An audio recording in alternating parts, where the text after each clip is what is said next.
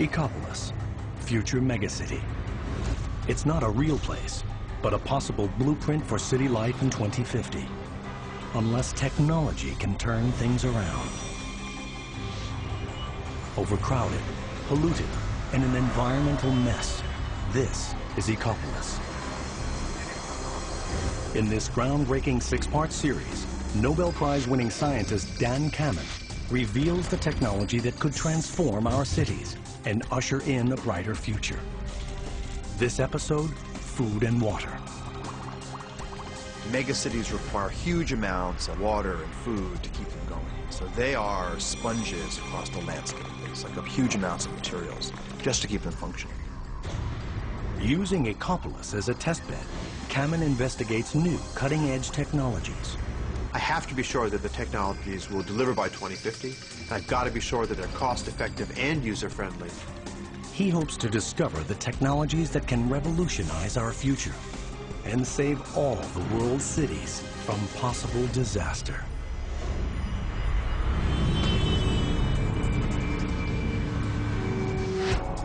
Ecopolis, population 18 million and rising. Experts say this is how 75% of us will be living in 2050.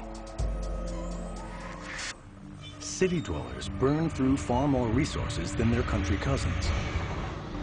Soaring consumption means a huge carbon footprint, which most scientists agree will speed up global warming. Cities in 2050 are going to be dirty and polluted, not very nice places to live. And in terms of their impact on the planet, they'll be sucking up resources, water and food, so much so that we would need 2 or 3 Earths worth of resources just to feed those megacities. In this episode, Dan Kammen explores cutting-edge technologies from 4 visionary scientists aiming to prevent Ecopolis running short of the essentials, food and water. Kammen must choose only one of the 4. First, a technology that claims it can radically shorten the ever-lengthening supply lines that bring Ecopolis its food. The supply of food that's demanded by urban residents is very carbon intensive. It requires us to bring materials from hundreds, if not thousands of miles away. Much of that is today provided by fossil fuels, which means the carbon footprint of the food we consume in urban areas is very large. By 2050, 1 truck in 4 in Ecopolis will be carrying food. The average morsel will travel more than 1,500 miles. That pumps out as much carbon as 4 million cars driving around the world.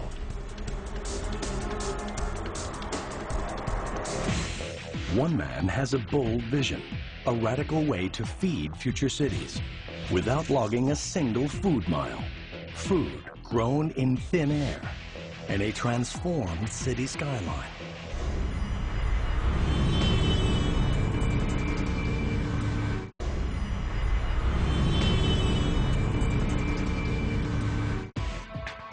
Singapore, home to 4.6 million, one of the most densely populated places on Earth.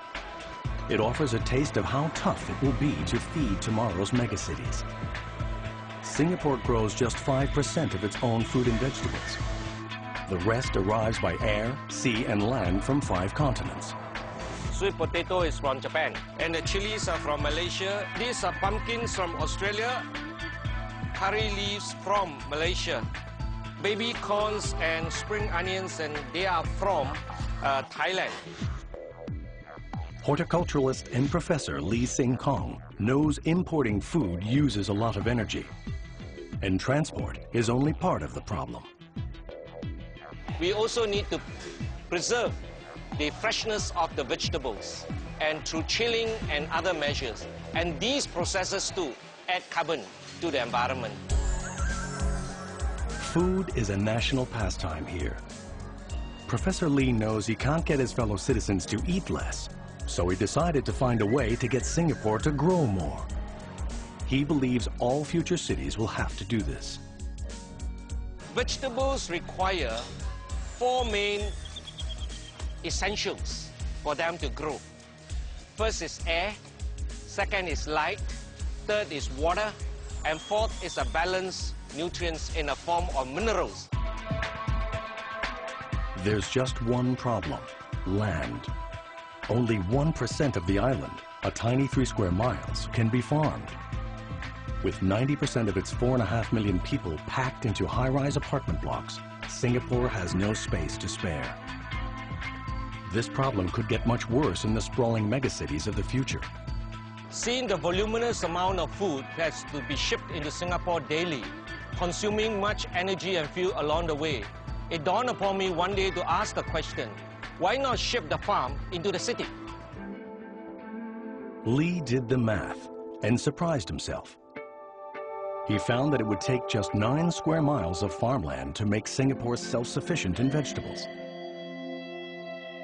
But where to find those 9 square miles? He scoured the city and realized the answer was staring him in the face. Endless patches of unused space on top of Singapore's high-rises. Lee thought, why not farm in the heart of the city? Obviously, he couldn't load hundreds of tons of topsoil onto roofs. But Professor Lee didn't give up. He turned to a revolutionary method: aeroponics. Plants not grown in soil, but in thin air. Lee spent 17 years developing Asia's first experimental aeroponic farm. And it worked.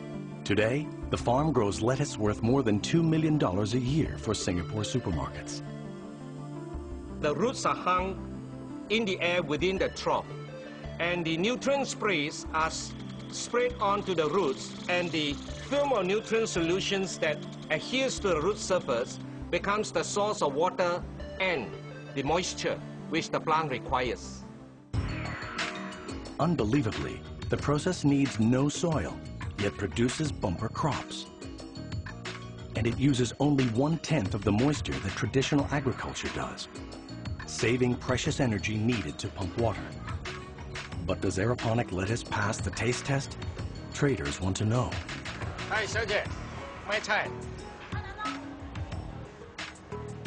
Lee's lettuce gets the thumbs up.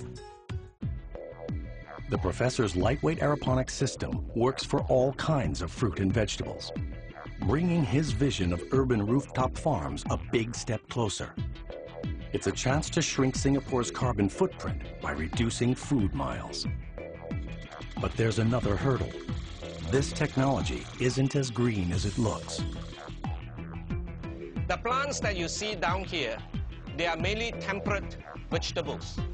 And temperate vegetables require cool climate. But the weather here is hot. Daytime temperatures average nearly 90 degrees Fahrenheit. So Professor Lee has to chill the liquid nutrients that feed the plants, or risk killing them. And generating electricity for cooling emits carbon. If Lee can't slash his energy bill, rooftop farming simply replaces one emissions problem with another. Enter Gregory Chow, a scientist at one of Singapore's technology colleges. He's taking Lee's idea a step further with a new technology he calls dynaponics. It's aeroponics with a brilliant twist. What we have here are 520-watt air pumps, which used to deliver air. So there's no water in here, it's just air. High-pressure air transforms the nutrients into a mist of tiny droplets. The roots here are growing quite well, and you don't see any burning. This shows that the temperature in the trough here is low enough or adequate for the plants to survive. A tiny domestic aquarium pump powers the system. Using air, not water, to carry the nutrients cuts aeroponics' electricity use by 90%. It's a crucial breakthrough for the Singapore scientists, and one that makes the technology truly green. But even if every rooftop in Singapore became a mini farm, the city would still need to import tons of produce. For Singapore and future megacities to be fully self-sufficient, they need far more growing space. Professor Lee has a plan. Well, there are two buildings down here which are very close one to the other. And if at various levels where we can construct and connect the buildings with aero bridges, we can in fact construct skyrise farms at different levels within that airspace between the buildings. And it doesn't stop at air bridges. By 2050, entire buildings could be giant urban farms, producing fruit, vegetables, even meat. Experts claim a single 49-story skyscraper can produce as much food as 1,700 acres of farmland. Enough to feed 50,000 people without logging a single food mile. It might sound like bad news for truck drivers, but there will be far more new jobs created on urban farms.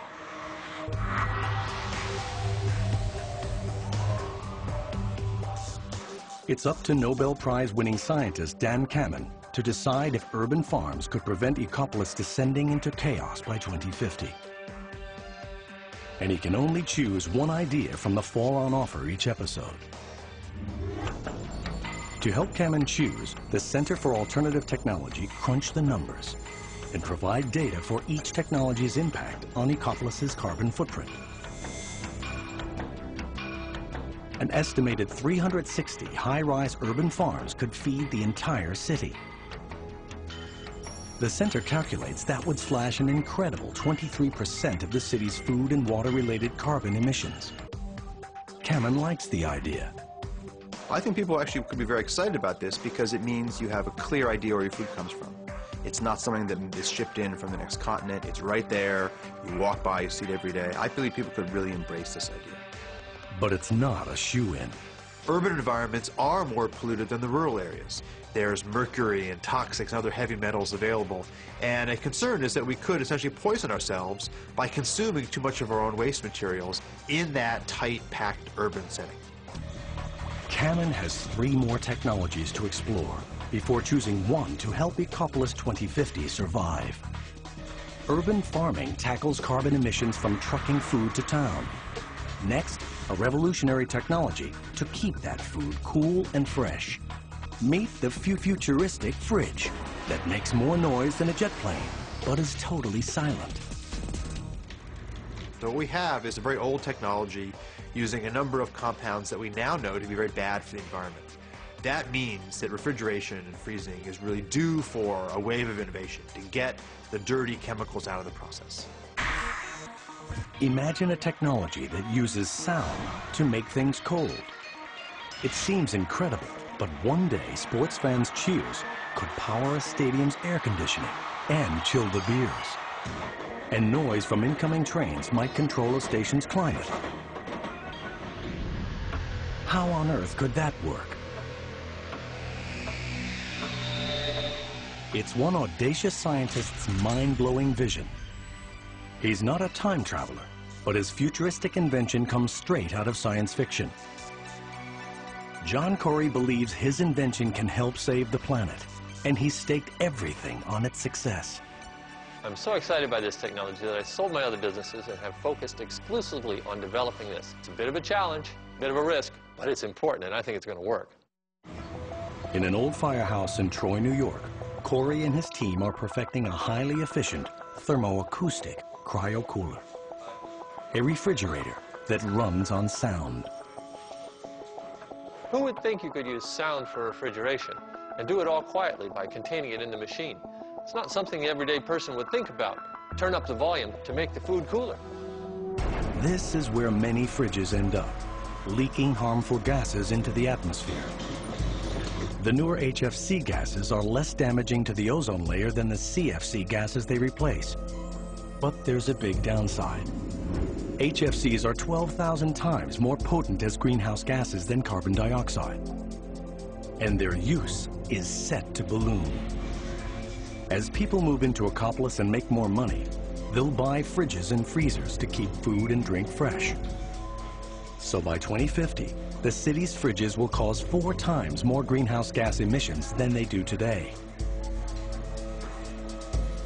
Cooling is needed everywhere in the world for all kinds of applications, from cooling buildings to storing food to doing all sorts of medical support. There's lots of need for efficient, environmentally sound cooling. Cities of the future will need new refrigeration methods. And Corey is convinced that sound waves can replace refrigerant gases. But just how can sound cool things down? All sound is a series of high and low pressures, traveling as waves. Our ears convert these pressures into what we recognize as sound. And sound waves are packed with energy, as seen in a simple demonstration with a dime store air gun. This is just a child's toy, but it demonstrates how sound can send power through the air. When the gun is fired, a high-pressure sound wave leaves the barrel, traveling as a succession of rapid compressions and expansions. The acoustic drive at the heart of Corey's invention creates sound energy in a similar way. It's a little bit like a loudspeaker. It goes back and forth. But it's more like a motor. A loudspeaker isn't very efficient because it has to reproduce a wide range of pitches. But we run at one frequency, so we can tune it to a very high efficiency. It's a bit like a loudspeaker on steroids. There is a problem. The sound level needed to drive the cooling process is colossal. 50 decibels is normal conversational voice. 120 decibels, the sound of a loud rock concert. It's a threshold of pain. It's like a rifle shot next to your head. 150 decibels, the sound of a jet engine next to you. And 180 decibels, the sound of the Krakatoa volcano exploding. And this can make 198 decibels. But why am I talking quietly now? Well, this is in our coolers. It's fully enclosed. High-pressure helium, because you couldn't make sound that loud in 1 atmosphere of air. But because it's enclosed, we can drive that power, we can make cold, and it's quiet and it's safe. Corey's fridge may be as loud as a jet, but luckily we don't hear a whisper. High-pressure gas in the drive suppresses the sound level. The steel casing keeps noise from escaping, making the device silent. The next stage uses sound wave energy to create extremes of temperature.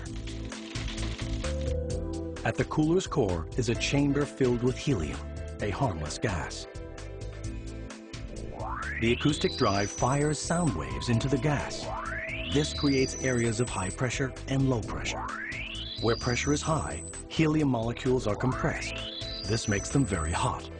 In low pressure areas, the helium expands, getting extremely cold. But here's the trick.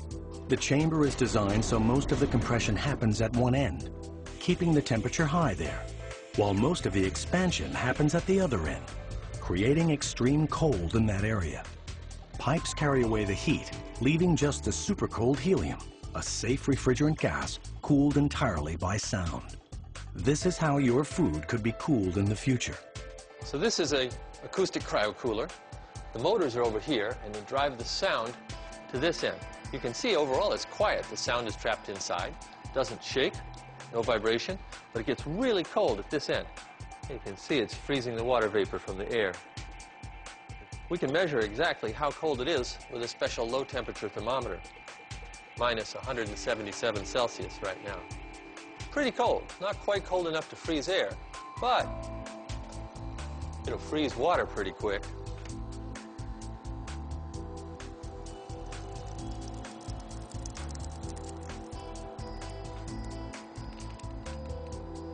Now that's cold. The acoustic cooler has another major advantage over traditional refrigerators. This is a condenser. We don't need this in an acoustic fridge.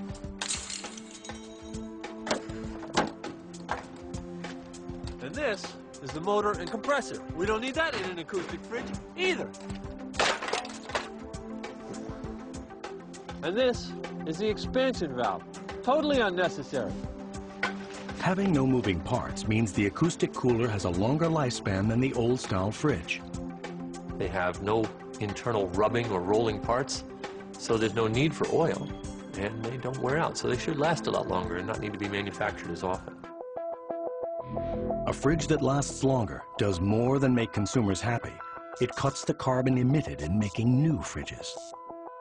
And the simplicity of Corey's design has drawn the interest of a major customer, the U.S. Army.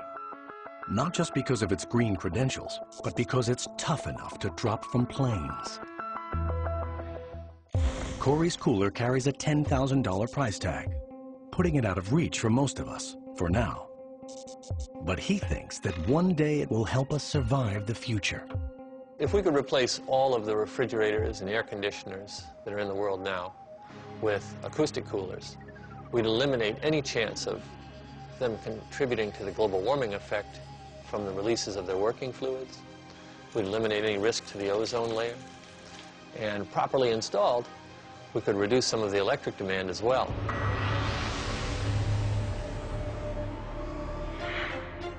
Dan Kamen must decide if this radical idea has what it takes to head off trouble for Ecopolis. The number crunchers give it a big score, but can it beat urban farms? And how will it fare against the next technology, an extreme approach to recycling? To prevent future cities from drying up, we must protect our most precious resource of all, water.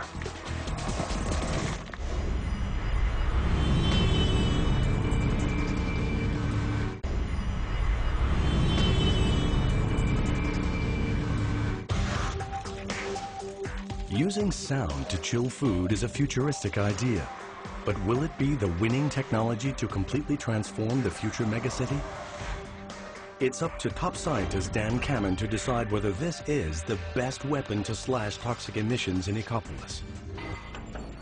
To help Kamen, the Center for Alternative Technology calculated the new technology's impact on the city's HFC emissions and their equivalent in carbon output.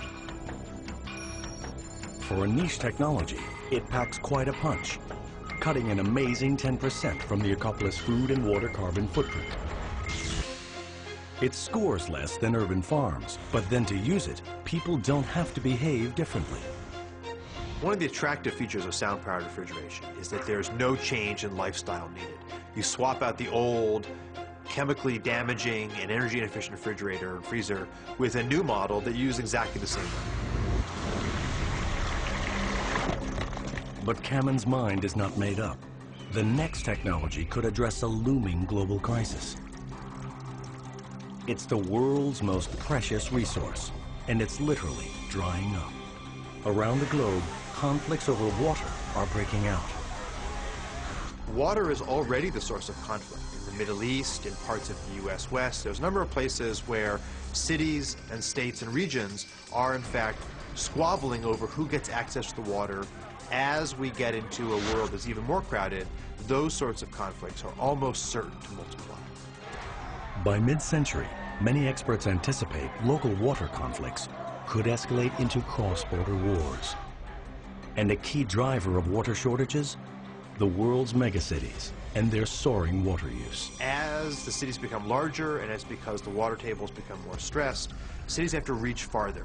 That means more energy and more possible disruptions and larger ability for water shortages to dramatically degrade the quality of life in those urban areas.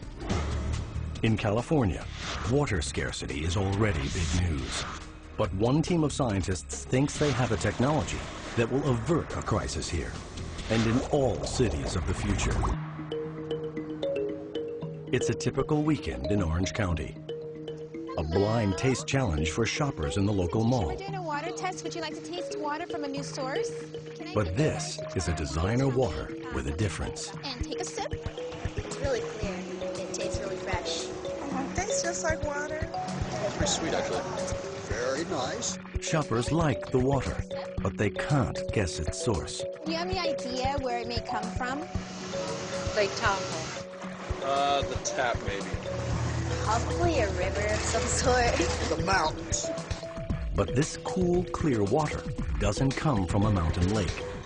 It's recycled human sewage. And someday, it might be the only water available. Oh, man. I was worried it would be something weird. Am I gonna die? Mike Marcus runs the company that produced this water. It's one of only 2 projects on this scale worldwide. We really are at the forefront of technology and doing something that really is good as far as bringing this resource to the people that need it here in Southern California. In the last 50 years, water use has tripled, and we're running out of the stuff. Every year, we take 160 billion tons more water from ground reserves than rainfall replaces. And by 2050, in cities like Ecopolis, water use could triple again. As pipelines get longer, energy burned pumping water will be 4 times what it takes to light the city's homes. In Southern California, the problem is already starkly clear. We live in a semi-arid environment, basically a desert, and we're reliant on outside sources for our water. So what we have to do is really look internally and try to find other sources of water that we can purify, reuse, and then ultimately consume. As groundwater reserves plummet, Orange County has to pump water from 370 miles farther north to meet demand. Around 3% of what California spends on energy goes just to pump this water south. The energy used to water these homes equals up to 1/3 of their total electricity use. If we don't curtail our water usage, I think the next step would be that we would actually begin to have some sort of rationing. Recycling wastewater into drinking water isn't new. When it debuted in the 1970s, consumers rejected it.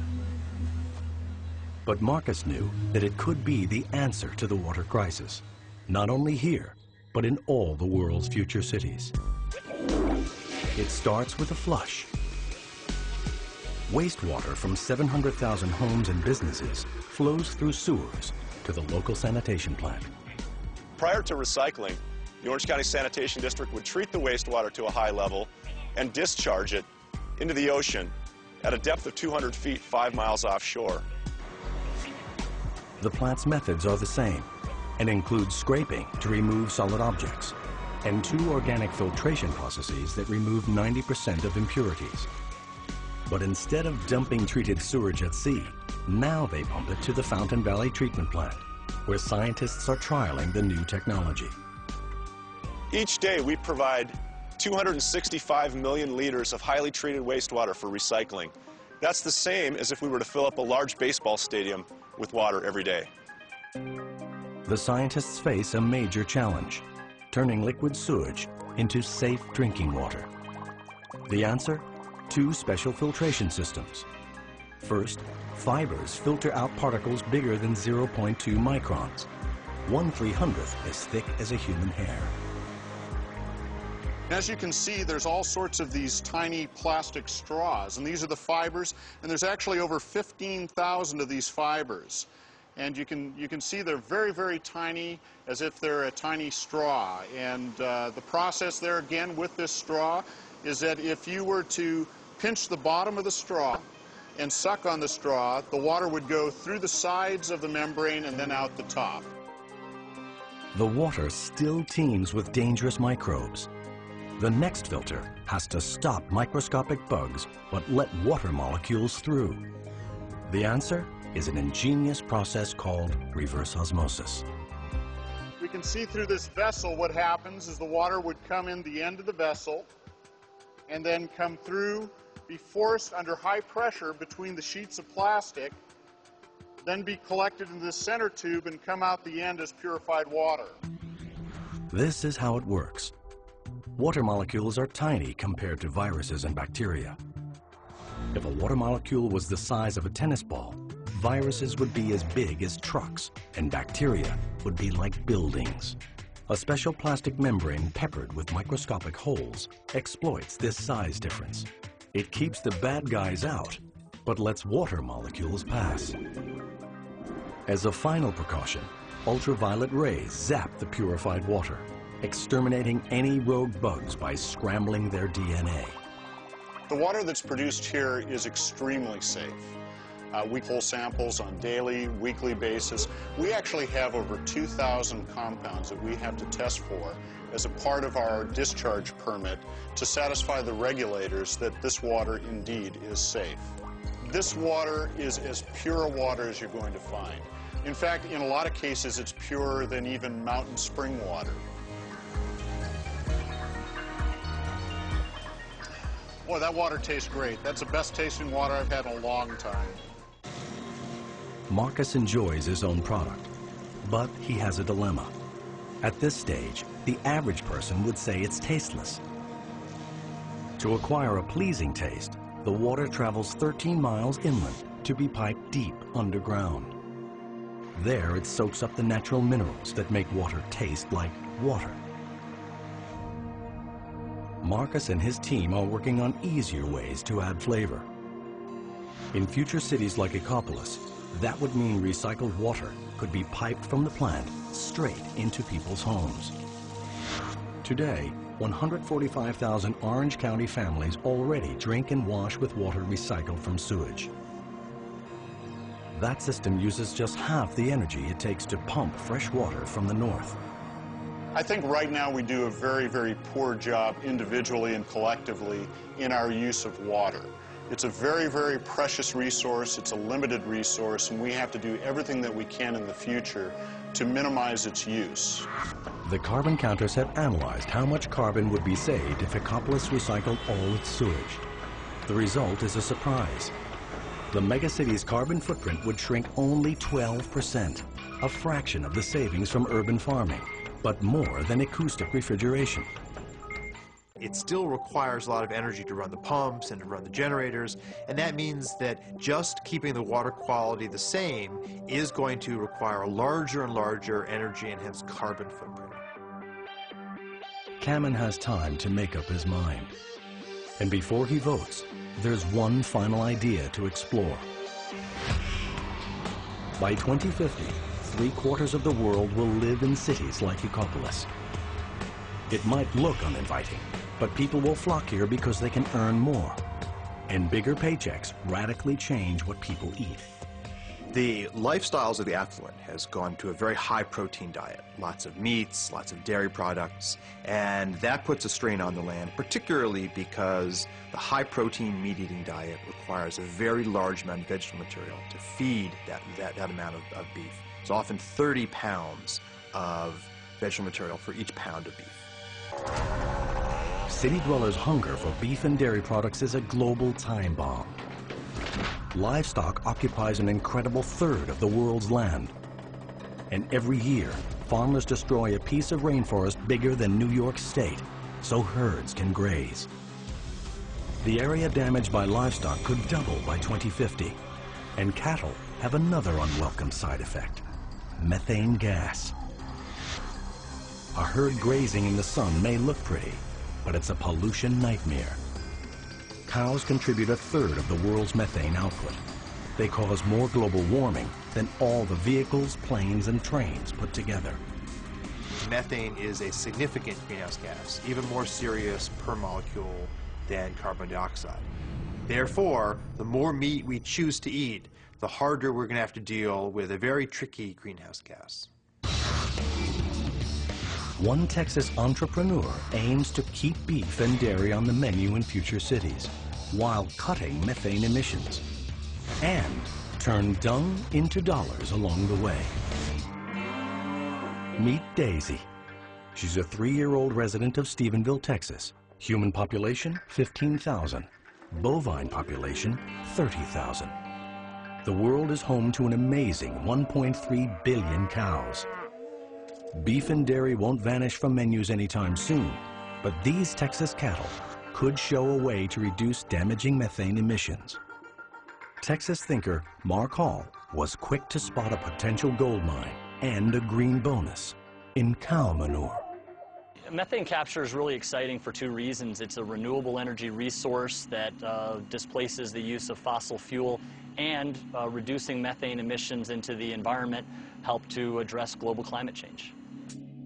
Methane is a greenhouse gas 23 times per unit more harmful than CO2, but it's also a rich source of free energy.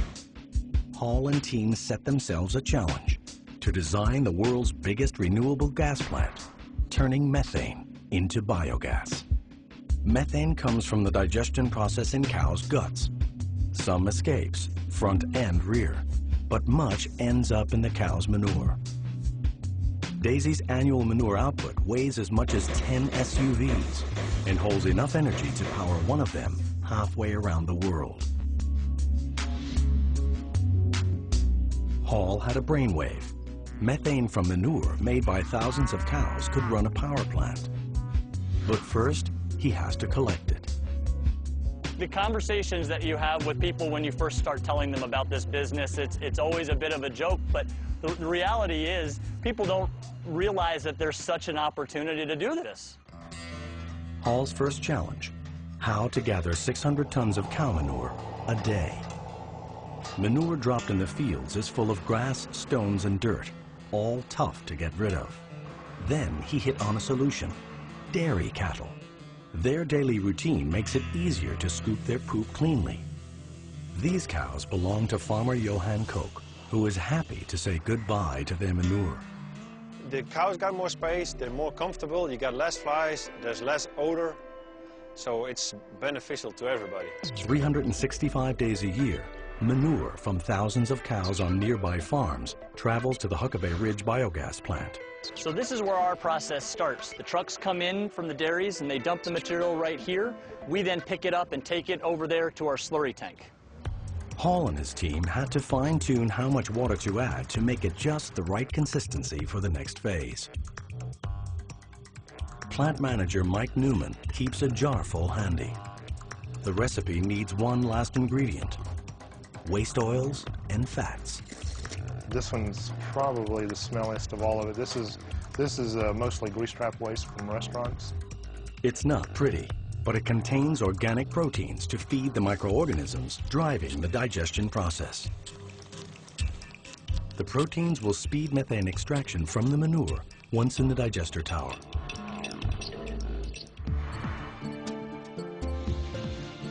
The tower temperature is cranked to 135 degrees and all oxygen is pumped out.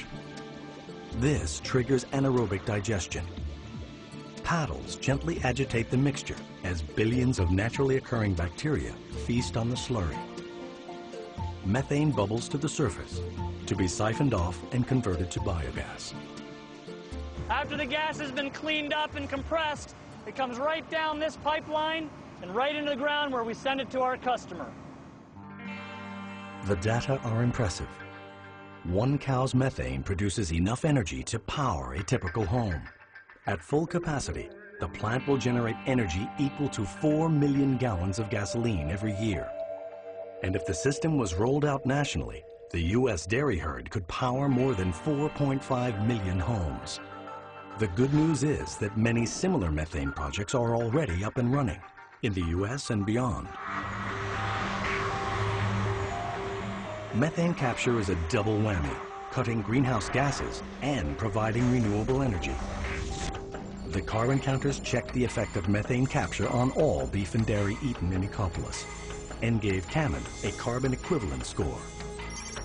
Turns out, making manure into methane would slice a disappointing 8% off the carbon footprint created by the city's food and water demands. It's the final idea for green technology whiz Dan Cammon to digest. But Cammon's done his own research, and he worries that capturing methane from manure alone barely scratches the surface of the cattle problem. The technology to capture the greenhouse gas emissions from cows is tough because as they walk around the countryside, unless you're going to put a bag over their butt, it's going to be tough to do this in large scale. The scores are in, and Cammon has to decide. Which cutting-edge method will he choose to install in Ecopolis, future megacity?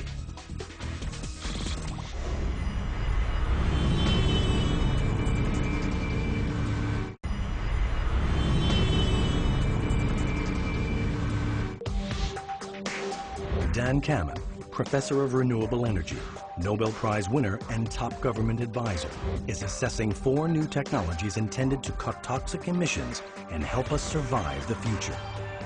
By 2050, these emissions will increase enormously, making our virtual megacity Ecopolis a gridlocked, toxic prison and accelerating global warming.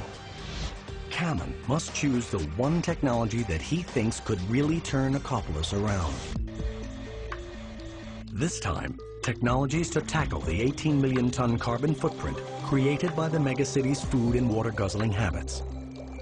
When you assess a technology that's a potential winner down the line, it's got to be good for the planet, it's got to be low cost, it's got to provide better services, and ideally it's one that actually makes the lives of all people better. In California, Mike Marcus recycles human sewage. It could make future cities virtually self-sufficient in water and help